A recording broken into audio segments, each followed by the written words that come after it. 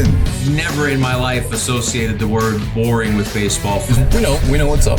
Me? Yeah. Famous? Yeah. And I'm like giddy over there smiling like, we're about to win this shit. Did everyone give you crap? Give me a good host story. I'm not picking it up. We both love the game. We talk about it every day. Can't get enough baseball. Having some popcorn, you're fooling around your phone. I'd have to wait in line for 3 hours. Hang on, because it's about to be a wild ride. There's no human being I'd rather be talking to right now than Triston Casas. Rightfully so. Yeah, well, so first off, let's just rattle through the news stuff before we get to the fun stuff, right? Okay. Okay. You get an MRI, you feel good. If the MRI comes off pretty good, then you're going to start swinging, and it's going to be awesome. Couldn't have said it better myself. Yeah, that's exactly the plan. I got one today, so we'll talk to the doctor tomorrow after he reads it today and tomorrow. He'll write up a report, and then we'll go analyze it together, me and my trainer. Are you afraid of MRI tubes? No. You know how some people are? No, I feel good in tight spaces. Okay. I feel like I control the areas around me pretty well.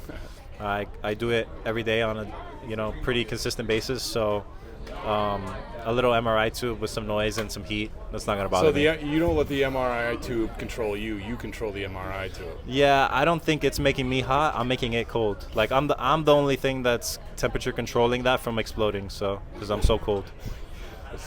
Listen, it's science. Contract talks. What do we got? I haven't played in over 2 months. That's so when they come. That's when they come to you. Really? I haven't gotten any update about it. You haven't got any updates? Nah, not from the team or the agent. I can tell you stories. Okay, I mean, it would be a good opportunity for the team to capitalize on them because I'm at a standstill. You're feeling a little down about your down. Right.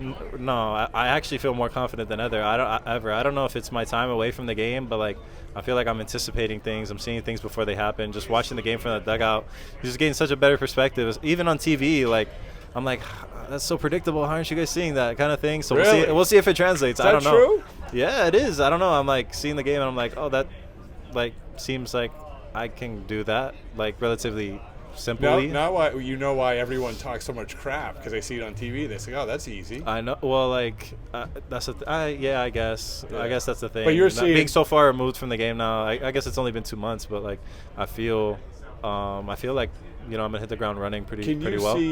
Can you see pitches? Can you see okay, this guy's gonna throw this? You have a different perspective on that. Of pitchers' approaches, right? That's one thing that I like to do throughout the game, start to guess whatever. I'm 50%, but I really only need to be 25. Yeah, well, but you've gotten better at it. Well, if you really think about it, I only need to be about maybe 0.7% correctly. No, excuse me, a little less, maybe 7%, 6%. Yeah, correct rate, right? Yes. I'll tell you why, because a lot of people say hitting is 3 out of 10. Yeah. Right, that's the demographic. Hit 3 out of 10. But if you get one hit a game, you're a pretty solid player. I think you're going to keep your job for a really long time. If you have a 162 game hit streak, just one hit a game, you'll get at least 162 hits. That's pretty freaking good. But no, the thought process behind that is okay, I'm going to get 4 at bats a game. I have 3 strikes per. I really only got to guess right 1 out of the 12 strikes. So if I'm 7% right some of the time, I'm going to be pretty good. That's pretty good. That makes sense to me. Right. We had because if I'm looking for a fastball, somebody 1 strike's got to throw it to me. There's no way that they throw 12 straight curveballs, 4 strikes, that I don't make an adjustment and hit. Right. So there's really no loophole to pitching. Do you find yourself thinking about that stuff even more now because you have more time on your hands? Yeah. Yeah, baseball's all I think about anyway. So getting better is part of it, and it's a whole. As hard as it is, you try to simplify it. So that's one of the things I tell myself to simplify it. So to go back to the contract. I'm going to tell you a story. This is why I brought it up. Okay. Remember Josh Beckett? He's a South Florida guy. Of course. Yeah, Josh Beckett. How could I forget? He's a Marlins legend. He's a Marlins legend. Yeah. Where were you in 2003? I don't remember, but my dad tells me the story that he was watching the game with us, when he tagged Jorge Posada up the line and they celebrate. Yeah, it's couldn't imagine anything better. Also Red Sox legend, and right. He in 2000, so he gets traded. 2006 is his first year with the Red Sox, and he's got like a 5 ERA in June, July, whatever it is. Bad MRI, because all pitchers have bad MRIs, right? So what they do, Theo, smart, sends Francona out to him to BP. Hey, Josh, you interested in extension? He's like, oh, shit, yeah, I'm interested in extension.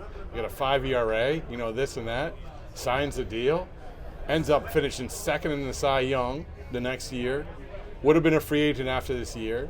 So it's good for everybody. It's good for everybody. But that's what I mean. That's what teams, to give your teams mind. That's why I asked. Right. I'm making more money than I thought I ever would playing baseball, so I'm in no rush to make more money, more problems. So I got enough as it is right now. So you got enough problems or money? I got enough problems. Really? Yeah, and I don't need more. So. But also, to come back to what you said, you're also the most confident version of Triston Casas has ever been. Yeah, if I wasn't, I'd change it and I'd go back to that. Yeah. Okay. All right. Fair enough. All right. So let's reflect on you doing the Wasabi challenge. First of all, I'm going to be honest with you. I went to bed that night and I was worried. Right. I was worried that you might have died and I would have gotten blamed for it. Right. Did you feel the effects after the fact? That's the thing. Like right now, after BP is when I'm pretty hungry. So I did eat it on an empty stomach.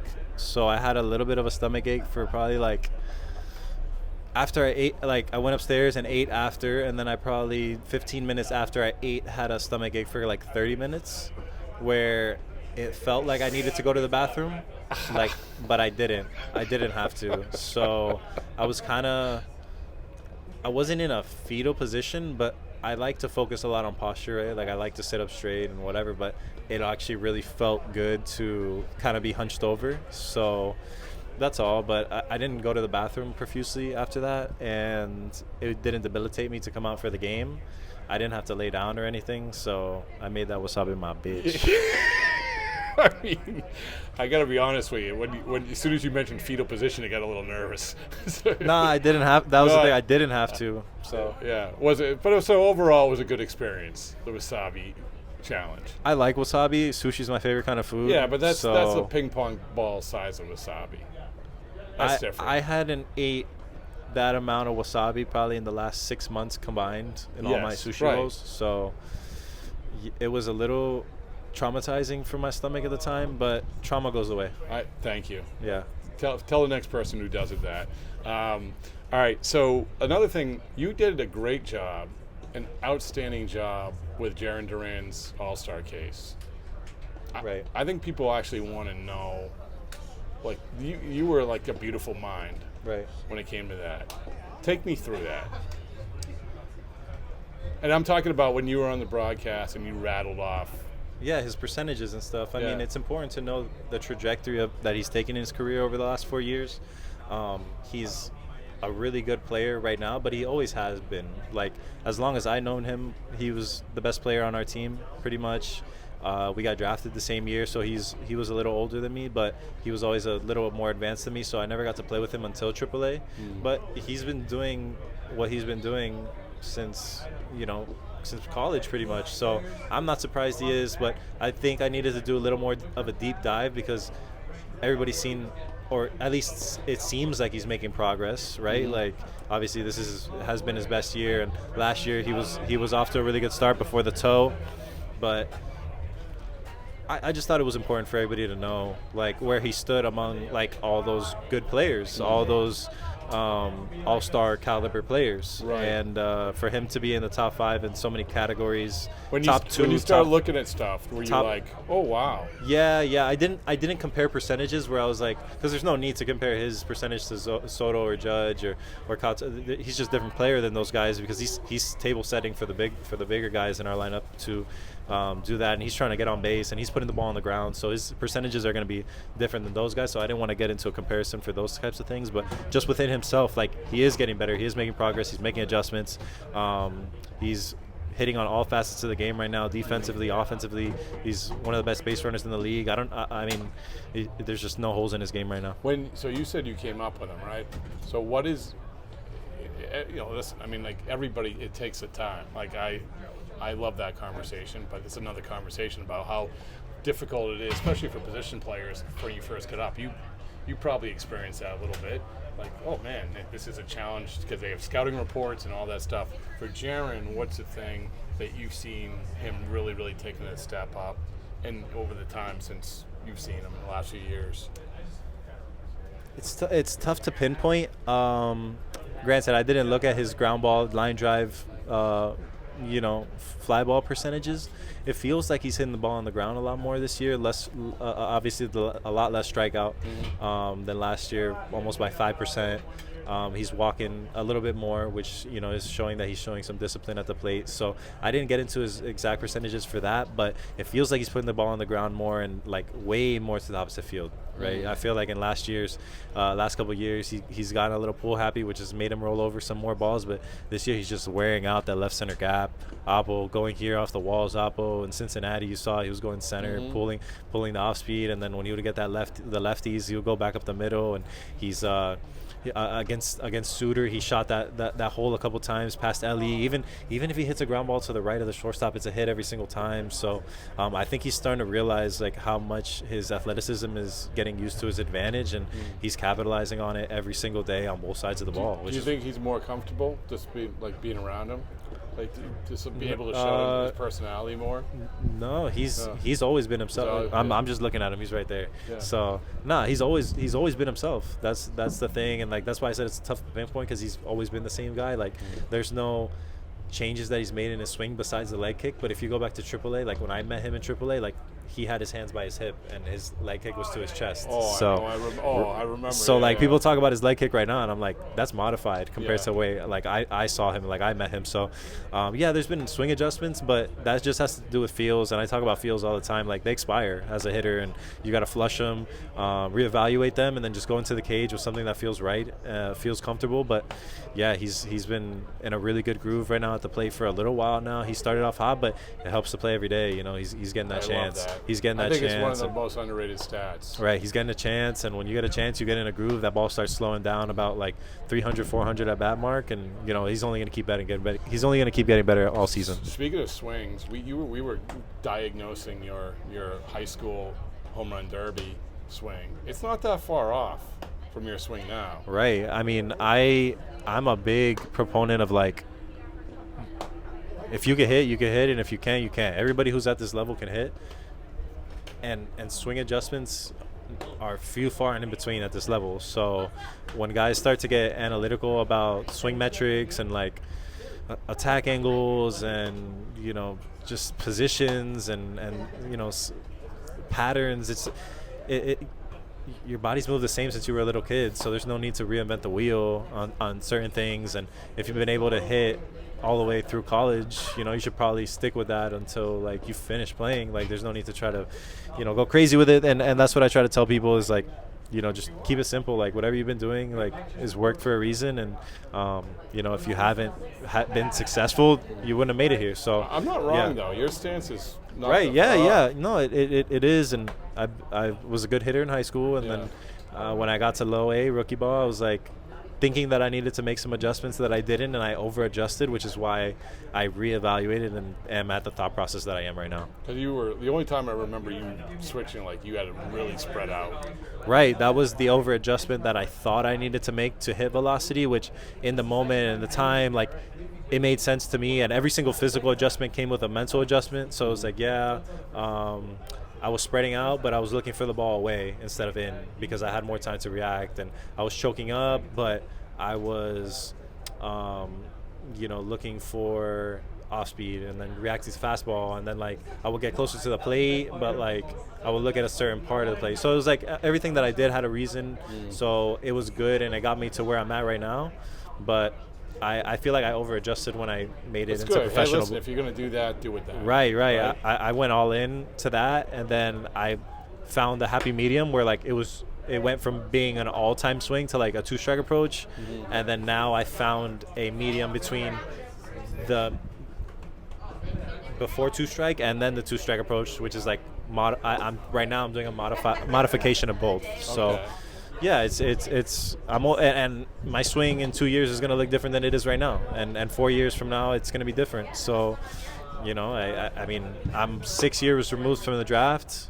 I can only imagine what kind of player I'm going to be in 6 years. I might be completely different. So, You also, speaking of what you said with Duran with the TV, you also had the TV thing with the Father's Day. You went viral. Congratulations. I don't think anyone's probably asked you about this, but now that's what we like to do. Like the post show. Right. Give me the post show. What was it? What was your dad's reaction? What was the? Right. My dad's reaction was that was the story. You know, you couldn't have told any other one. We've had a lot of good ones, but that one, it resonates with me a lot because it wasn't just about what I said or that I aired them out or whatever. It was the lesson that I learned in that. Right. There was something that I took away from that stuck with me to this day that I think about a lot because it's true. As baseball players, even in life, whatever, you don't want to go to work or you don't want to go out there just because how you're feeling. And regardless of how you're feeling, I have a responsibility to everybody, you know, about certain things, and I have an obligation to finish those. And it's just Was your dad cool with it after, or was he? Yeah, he wasn't upset about it. But he just was like, really? That was his reaction. Was like, that was the story, you know? Because we have so many stories of, like, obviously of me and him. So, here's your chance. Here's your chance. Ready? Right. I know that we're bigger than ESPN. Right. Right. Here's your chance. All right, Triston, your dad has meant so much to you. It's on Father's Day. Right. Tell me a story. Nothing. We were at a big tournament when I was 10 years old. That's something called NYBC, National Youth Baseball Championships, and it's a big It's a big deal to, like, make it there at 10 years old. Like, that's probably the biggest tournament that a 10-year-old can play. My team was pretty good. We were really good at the time, and it was a championship day, championship Sunday. So it was just semifinal championship. We get to the park early, just me and him. Like, we had to get there probably like 8 o'clock, 7 or 8, and we were there like 6 because we wanted to try to get in the cages before, just me and him. And there was no cages available. You know, he tries to talk to the guy, you know, maybe slip him a 20, whatever, try to get us in. However, guy says no, we're overbooked because, like, it was like a public cage kind of. Yeah. It was like a D-bat kind of thing where it was like lessons, whatever. I don't know. It's fucking 6:30 though. Yeah. So he pulls me to the side. We go and we wait under a tree, and he just starts pulling these little seeds off a tree, and he's like, "Go stand over there. This is how we're gonna hit today." So that was my warm up for the day. We just started hitting those beads, and that day I think in the 2 games I hit like 3 home runs, and then, you know, we won the championship. So like, he looks back on that day, he's like, you know, things turn out best for the people who make the best out of the way things turn out. That would have been a great story. Right there. That's what he told me. All right, that was great. All right, last thing is, you're good at this. Wasabi, hot cloud storage, hot or not hot. Would you pay $1,000 to sit in a suite with Travis Kelce during a Taylor Swift concert? No. So you're saying not? No, I'm good on that. You're good on that? Yeah. Are you so you're just not, nothing against Taylor Swift or Travis Kelce? Nah. Okay. That's good. All right, that's fine. Let me ask you this. I'm cold on that. It's cold, okay. Let me ask you this. At a concert, do you go to concerts? Nah. Never. You never been to a concert? Nah. Come on. I mean, like, kinda. I don't know if you consider them concerts or not, but, like, I've seen like an artist perform. Okay. Do you dance? How do you act? You just stand there? Yeah. All right, that's fair. I'm fascinated by this. Yeah, I just hang out. I just fly against the wall, kind of. All right, okay. Yeah. All right, fair. Well, once again, we solved a lot of the world's problems today. Thank you. Thanks. No problem.